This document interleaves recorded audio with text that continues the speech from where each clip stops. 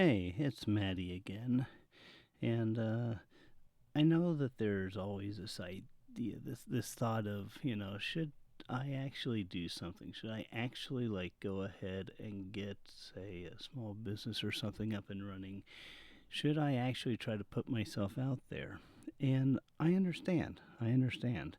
I think about that as well. I don't like to think that I have a huge ego, but I mean, here I am putting myself out, and doesn't that mean I have a huge ego? And honestly, it doesn't necessarily have to mean that. Uh, I mean, just this past several days, I had a couple of incidents. I have an eBay business, right? And that eBay business is, I mean, lots of people do eBay. Lots of people sell stuff online through different systems, and and to my mind, it's just something basic that people just kind of do.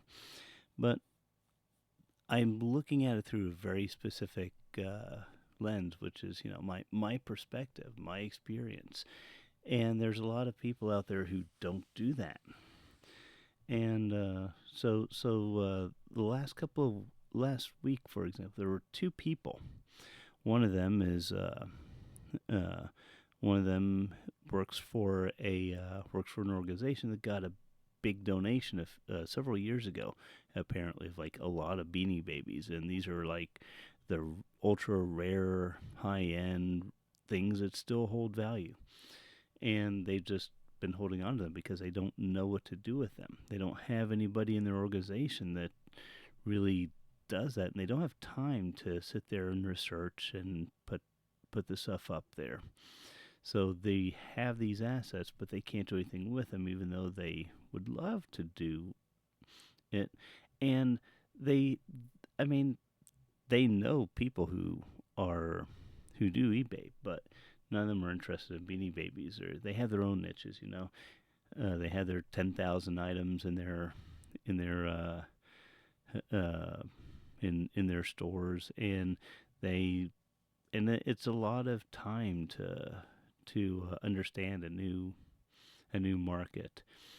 Now, I have some experience in dealing with collectibles and being able to figure out reasonable prices for things in different markets. I'm not necessarily an expert in. I mean, the research is all there. It's just a matter of, since I don't know what something how valuable a particular thing is, I have to look up each thing in person. And somebody who really knows that market inside and out, they can just sort through them and go, okay, these are the ones that are really of interest, and the others we'll just put up at like X amount of money. But these we need to do some serious research to see where the prices are. I don't have that, so that's not so I would have to price each one out individually, which of course takes a lot of my time. But um, but that's something that I can do, and it's for a good cause. And so I basically gave them a quote for what I would want to do that, and it would be on a kind of a commission basis or a consignment basis, and it wouldn't be a lot of money for me or for my project, but it's helping somebody else out who doesn't have good options for other approaches. And then I went to a small museum, a small history, a small historic place, and uh, they had some books there that I was at first I thought that they were mislabeled. They were selling, books for $20, and it said, printed in 1920, and they don't look like they're printed in 1920. They look brand new. And so I picked one up and started paging through it and going, well, it's small. I don't think it's worth $20. But then something about the pages and the consistency of the paper kind of gave me pause. And I asked him, this sign says printed in 1920. Is that when it was just when the book was written? And they said, well, we don't know when it was written. Some of the stuff in there is from 1918, so it's going to have to be after that. Uh, but the but it says 1920 on the copyright date, and there was only one printing of these, as far as we know. These books were sitting up in their attic for all this time. It was basically the first retrospective, the first historical kind of the first time that this site was presented a historical as a historical monument, as a place that had a deep and interesting history and had stories to tell. So this was like the first book that was, and these were the only printings of the book. And I said, this is like $20? I mean, yeah, they're small, but these are in awesome condition. They've been protected all this time. There's slight yellowing of the pages, but like and it's not like a full-fledged book. It's more of like a pamphlet with like a bunch of, it has like, I think two staples through the center as the binding, and probably about, I don't know, 40, 50 pages total. And the pictures in there aren't the most distinct, but the pictures are also, I mean, they're old. They're pictures of old pictures, but the ink is still fully intact. The pages are a little bit yellowed with age, but they haven't been exposed to a bunch of lights. This is something that could be worth some money. Why isn't this like up on eBay or something like that? And they said, well, we know that these things sell for $40 or $50 on eBay. This particular book does. That's how much people pay for it. But we don't know anything about that, and that's not really something that we're interested in doing ourselves. We're a small local thing, and our market is basically the local market. And we know people around here aren't willing to pay $40 or $50 for this, so we just put them at 20, and people will buy them or not as they come in, and we're happy with that.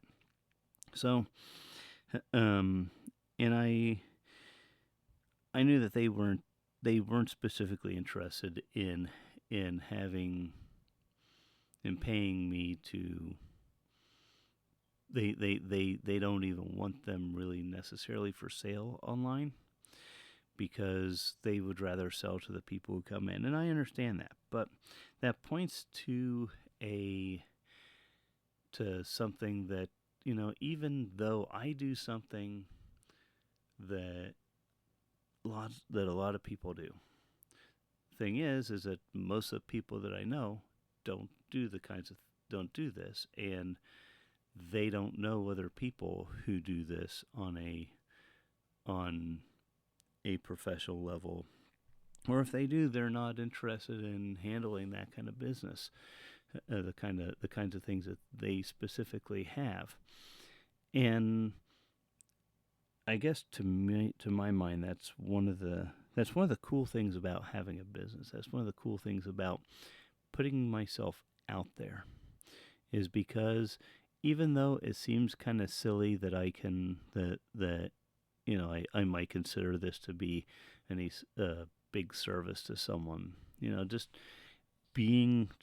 saying, hey, I have an eBay store. You need this. You want this stuff sold. Why don't I take care of that? It's for a good cause, and you're not comfortable dealing with it, but I am. And I'm not going to do it for free. Maybe it's got to be something that's worth my time to do. But if I can sell something for $50, and their cost of it is essentially free, and I keep $10 and they get $40, although really after eBay fees, $5, $50, they get probably about $38, and depending on what it is that they have, and their attitude towards it. Maybe that's something that they find useful. Maybe it's something that they don't find value in. But that's something that I can offer other people in my personal circle, people that I meet, people who have, for people that have this need. And I didn't even think about that when I started this. It's just, but everywhere there's opportunity, and a lot of what I do is just based on what can I do to help others. It's not a matter of how much money can I make. And yeah, I want to get paid for my time at least a little bit. And all this stuff is a side gig for me right now. And so, I'm not expecting to make a ton of money or anything, just, a little slice of it for myself. If for no other reason than I'm acknowledging that what I do has inherent value. And if you don't see the inherent value in it, then yeah, and that but people do see inherent value. If they have something that needs to be done, then they see that value. And maybe I can get a few more bucks I wouldn't otherwise get to go towards the affordable housing initiative. And in the meantime, I'm providing a service that otherwise they don't get. They may just be sitting there on product that really, maybe it's losing value just sitting there. Maybe it's not losing value, but it's just kind of not being it's not being utilized in the way it's supposed to be utilized. I mean, somebody who dumped off a bunch of ultra rare beanie babies. They did that because they knew that their what they had value. And now, naturally, if they were um, naturally, I would think that maybe you sell the beanie babies and give them the cash. Um, that's probably what would have done. Well, obviously, this was the easy way out, and it left their organization with potentially, I think he said that there's from the box, from the size of the box that he indicated, they had like three of them, and they probably hold 75 to 100 beanie babies each. So that's a significant, if they average say $30 each, and let me do the math real quick here. Where is my mouse? All right, I guess I'll do this on my phone. But let's say that it is. Let's say that each box has 75 in it, and there's three. That's 225, and they are worth on average $30. I don't know how much they're actually worth, but let's say that they are. Times 0.85 equals. So after eBay's fees and stuff, probably be looking at between $5,700 and $5,800 in value there. And let's say I charge 20% of that for my fees, and that still leaves them with $4,590 that they currently don't have. That's just sitting there, and that's going to be over time, right? Because that's the nature of eBay, is that you're not going to sell stuff right away. It's going to be over time as people find it. And they said that they actually have duplicates of these. And any time you deal with duplicates, well, generally speaking, it's going to be, somebody wants just one, and even then, if you have like four of them on your website, then you're saying, oh, this isn't actually all that rare, even though it might have been rare. So you want to kind of distribute it, put up one at a time, and then, if after it sells, put up another one. Just use the same listing, just increase the number back up to one. So that way you're not showing that you're just dumping a bunch of ultra rare product on the market, because that's likely to decrease what people are willing to pay for it. And these things are priced on the basis of how many are on the market, but also how much the last one sold for, but also how many in total were made. So if it's ultra rare and there's only 100 of them that were ever made, and this is just a number I'm pulling out of my butt, but that if there's 100 of them that were made and you're putting one on the market, then that's going to have people will be willing to pay more money for that one than if you put 5 of them on the market. You still have the extremely limited supply of 100 total ever made, but now there's 5 of them being sold on the market, and that reduces the value of each one that's currently being offered. So even though I might have 5 of something, if it's ultra rare like one of these Beanie Babies, I'm probably only going to list them one at a time. I'm probably going to say, I'll list one of each Beanie Baby that's there, but I'll just list one at a time for sale. And as I sell one, I'll then just add another one to my inventory on eBay. It's the same listing and stuff. I'm just making it active again, and that way it doesn't impact the market like dumping all of them on there at once would. And that's kind of the strategy that I'm thinking about as I'm reasoning through this. Is how do I do this? How do I take this thing that somebody else has and find value in it and find the maximum value that I can, so that their organization can benefit the most from it, as was intended by the person who dumped off the Beanie Babies. And that's value that I bring to the table as somebody who's a business owner, as somebody who is who has done a whole bunch of stuff in his lifetime, and I'm not an expert on any one collectibles markets at all, but I've navigated that space enough to understand basic principles behind it, to understand the difference between what people are asking for and what people are actually getting for those same items.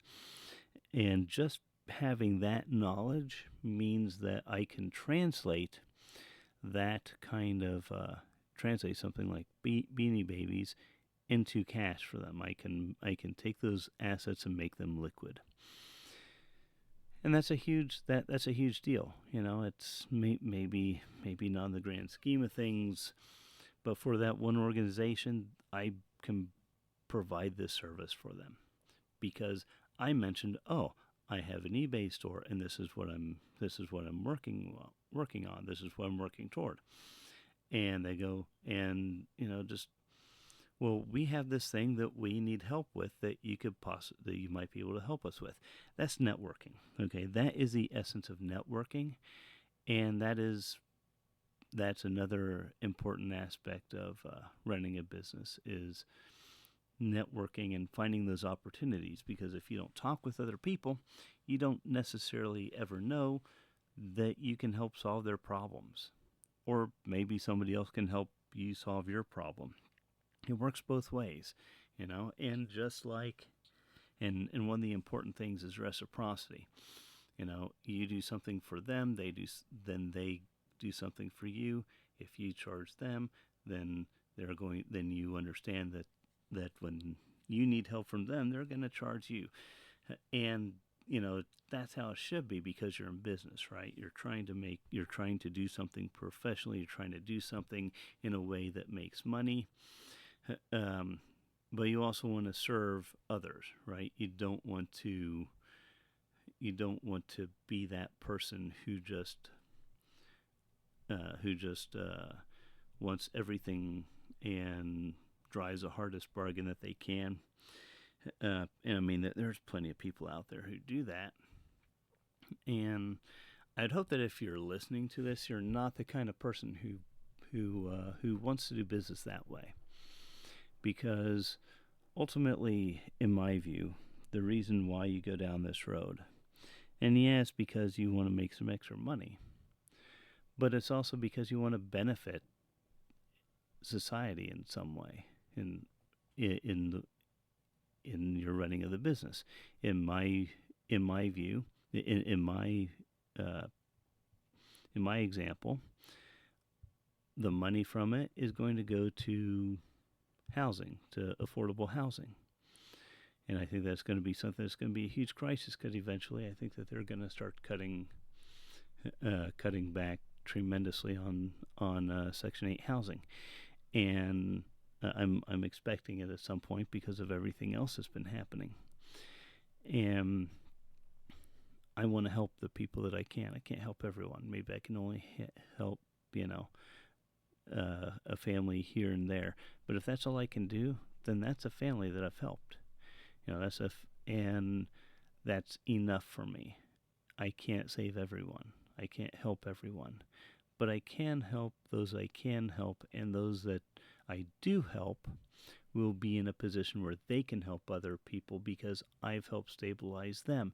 So it has a potential to create ripples if I approach it right. And when somebody says, "Oh, you do this thing, I have this problem, I have this thing that you can maybe help me with," that's just an extension of what I'm doing already. You know, that's just an extension of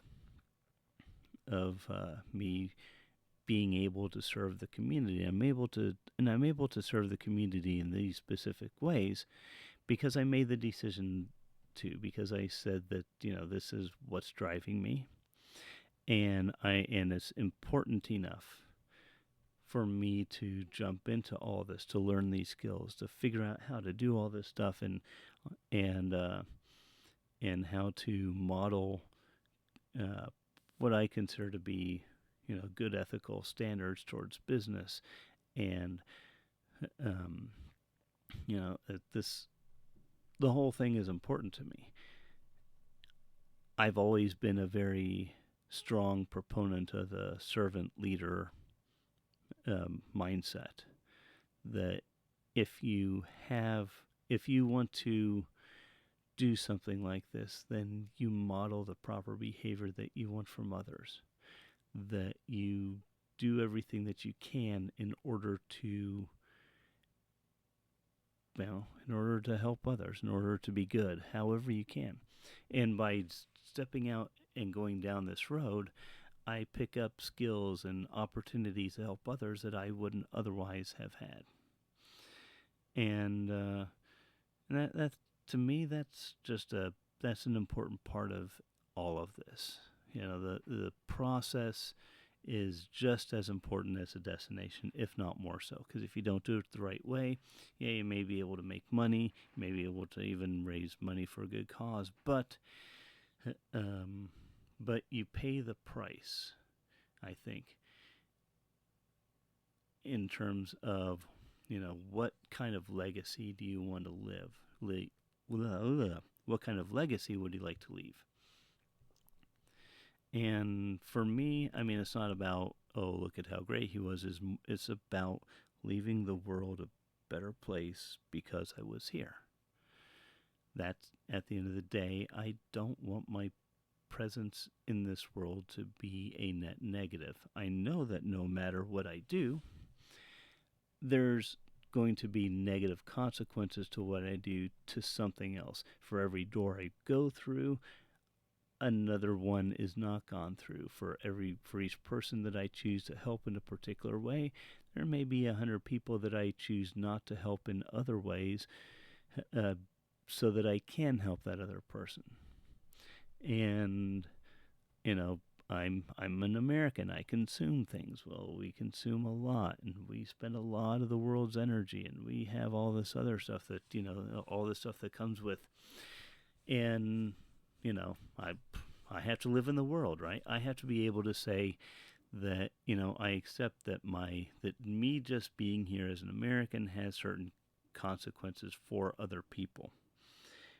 And if those consequences are negative, there's not really anything that I can do except I can say, let me try to improve things where I can.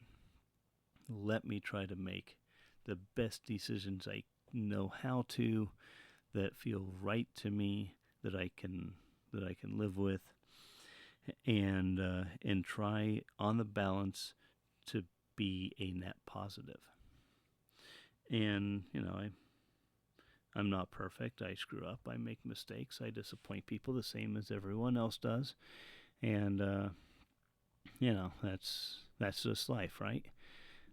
But I try to balance things out as best I can by doing those kinds of things, by modeling those kinds of behaviors, by making those kinds of decisions, by saying, "Oh, yeah, I can help you do this. I can help you this way or that way." Anyway, that's all I have for you. I hope you have a good rest of your day,